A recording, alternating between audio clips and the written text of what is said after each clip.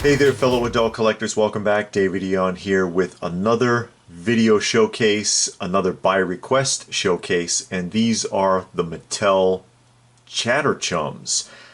When I did my museum tours a couple of months back, I put it out there, hey guys, if you see anything that catches your eye, anything you want to know more about or whatever, maybe something you've never seen before, this came up a couple of times. People were like, what are those? What are those things? These are Chatter Chums made by Mattel from 1976 to about 1983. I think 1983 is the last time I remember seeing Chatter Chums in a Mattel Toy Fair catalog. So about a good 8 years. And believe it or not, this is just about it. They only actually produced 8 Chatter Chums in that time. There's only 8. There's 7 represented here, but there is an 8th one that is notoriously difficult to get, and I have not yet been able to get my hands on one. Aside from that, though, there are a lot of variants, and most of the variants are linked to packaging and language, and you can already see some packaging variations here. These are the originals. Here's Donald Duck and Mickey Mouse. This is the original 1976 packaging, the carded packaging, which is really the hardest way to find these. Mint on the card like this is the hardest one to find. However, it's not the most desirable. Most collectors of Chatter Chums actually the white box with red trim. On the back of this, you can see that originally there were 3. Donald, Mickey, and the Pink Panther, who I bet you didn't know the Pink Panther could talk, did you? Those of you who remember the Pink Panther or ever watched the Pink Panther shorts, of which there are many, I believe he only spoke in one episode. These are difficult to find, still in the box. I would call all of these rare. Carded or boxed, they're difficult to find. In working order, they're difficult to find. They often don't function. They are pull string talkers, all of them. These two cannot be tested because of the way they're sealed on the card, and I think that's part of the reason. You see the tab is way in there. Part of the reason why the boxed versions are more popular, because you can access the tabs through a hole on the back of the box and listen to them speak. So from 1976 to 1977, if I'm not mistaken, they produced them on this type of a card, and then in 1978 they switched to the white box with the red border.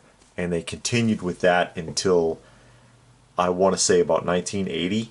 Now in 1978 they added a couple of characters. You see here they've got Bugs Bunny, and they have Tweety Bird from Warner Brothers. Those were added in 1978, as well as a third character that I do not have, which is like the holy grail of Chatter Chum collecting, which is Winnie the Pooh.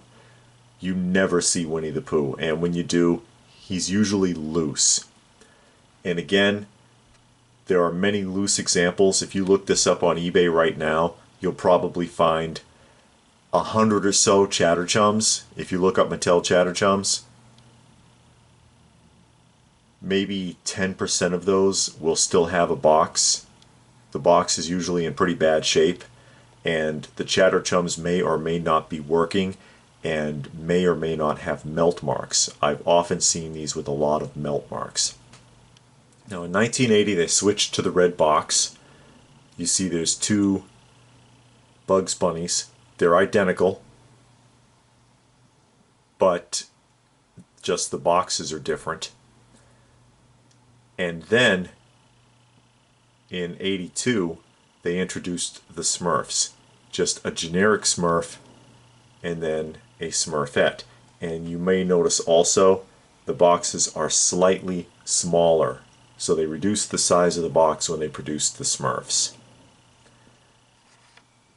Now these came in 4 languages. English being the primary language. You may have noticed the big sticker on this one that tells you, I speak French. That one only speaks French. The 4 languages are English, French, Italian, and Spanish. I have seen those 4. If there were more than that, I've never seen them. Also, I should point out that I have never seen a foreign language variation on the card. Never seen a carded foreign language variation. Typically, language variations are on the white and red boxes or the plain red boxes. I have not either seen a language variation on the Smurfs. And it's because of stuff like this that I kind of throw Funko under the bus when I say that what they do isn't all that original, because these are very clearly big head, big-eyed caricatures of popular characters. And that's all Funko is. And Mattel's not the first one to have done it either. Remco did it in the 1960s with popular iconic characters like the Beatles and the Munsters and so on. So there's nothing new about caricature toys and action figures, or figurines if you will. Now I'm going to come in here a little bit closer so that I can access these, and I'm going to show you around the box here, and I will let a few of these even talk for you. I'm sure you're curious to hear what they say. All of mine are working. You see on the side here it advertises what's available. There's Donald, Mickey, Bugs Bunny, and Tweety. A warranty on the back from Mattel. Remember when toy companies used to do that? When toy companies actually cared what the consumer thought? It's been a long time, folks. Same advertisement on this side. You'll notice that the Pink Panther is missing, even though obviously he was produced in this box. Now I do look for variants if I can find one. Again, you see I have 2 versions of Bugs Bunny there. If I can find one, nothing on the bottom, in a different box for a decent price, I'll get it. You know, I would go ahead and get it. Like if I found a Donald that spoke English, I would get it. Language variants are harder to find than English ones again, but they don't sell for more, and neither do the carded versions. The hardest ones to get are the Pink Panther, and again, there was also a Winnie the Pooh produced, which I do not have. And if I did find them in the box, the price would be insane. But if I can access his tab here, we'll go ahead and let him talk. And his mouth does move. So here we go. I like you. And give him another whack here. I like you. Well, he's supposed to say different things. He's supposed to say 8 different things, actually. Hey, that's right. That's better.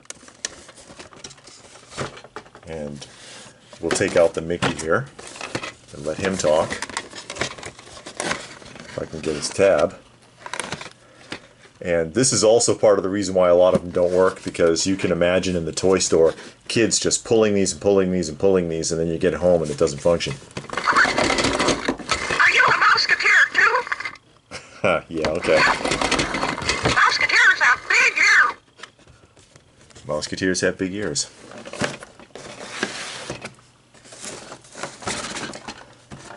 And if you've never heard the Pink Panther's voice, take a look at that price while I'm at it. See, Gold Circle, originally $4.99, now $4.24. All right, Pink Panther, what do you got to say? I'm the Pink Panther. This cat is where it's at. This cat is where it's at. Very, very 70s of you, the Pink Panther. I think I'm being paid. He's got kind of a British accent. Actually, he kind of sounds like the lion from Disney's Robin Hood. It might be the same actor. You never know. Look at this one. Clearance price, $1. Your price, $1. I'll pay $1 for this all day long.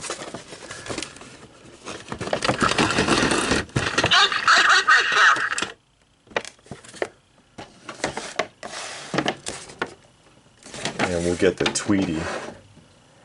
And then my French Donald, which is kind of funny to hear him talking French. Let's see here. I just don't trust pudding cats. I got a bad old pudding cat. See? And I do this periodically, like every few months. Just pull a string once or twice, just to keep it fresh.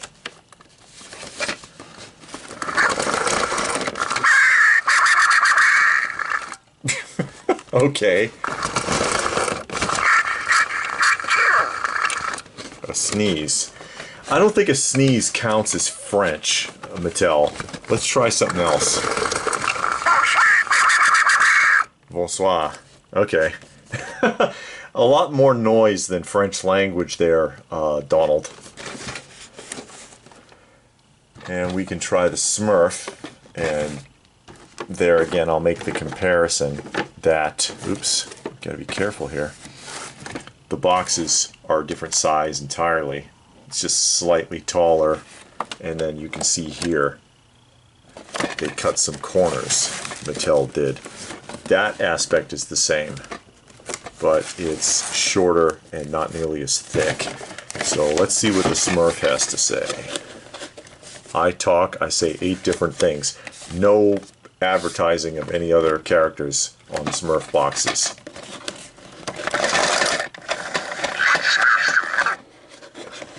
Okay. Always Smurf your best. Always Smurf your best. Always Smurf your best. Okay. Always Smurf your best. Yeah, I get it. Try something else. I'm only 3 apples high. Alright. We're only 3 apples high is what he said. And he doesn't sound like any specific Smurf that I recognize from the show. Move him back down here carefully.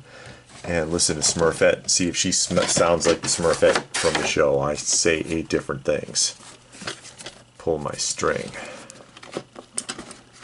There we go.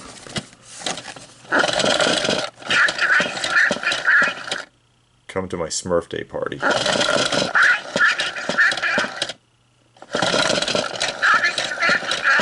Have a Smurfy day. Kind of sounds like the Smurfette from the cartoon show. But yeah, as I said, I'm always on the hunt for more decent condition Chatter Chums. They don't cost a fortune. They're not that expensive, with the exception, of course, of the Pink Panther. And I'm still looking for a Pink Panther on the card. And then the Elusive Winnie the Pooh, which I've only seen for sale a couple of times in the last few years. And both times he was loose and went out well over $200 just for the loose example. Most of the time, though, you can probably pick up a Chatter Chum off of eBay in the box, $50 or less. And that's a conservative estimate, and it may change, but there's not a whole lot of people out there looking for these, and that pretty much is why. So even though they're rare, and I point this out often, just because something is rare does not necessarily mean that it's valuable. So yeah, these are rare, but they're not worth a whole heck of a lot under most circumstances. And again, you could end up opening a big can of worms trying to get all the box and language variations. I'm not too concerned about it. I would like to find an English-speaking Donald and a Pink Panther on the card, and maybe one day come across the Winnie the Pooh. But you never know. We will see. So I hope that you found this interesting and that the people that asked about the Chatter Chums got something out of this. I hope you enjoyed that. Please do give the video a thumbs up if you got something out of it. I hope that you did. Share it if you can. Subscribe if you're new. Check out some of our other videos for more vintage toy showcases, for modern unboxings, for toy industry and adult collector discussions, for vintage commercials, and all sorts of nostalgic goodness. We hope you'll join us. So, what more can I say? But thanks for watching, and we will see you again soon.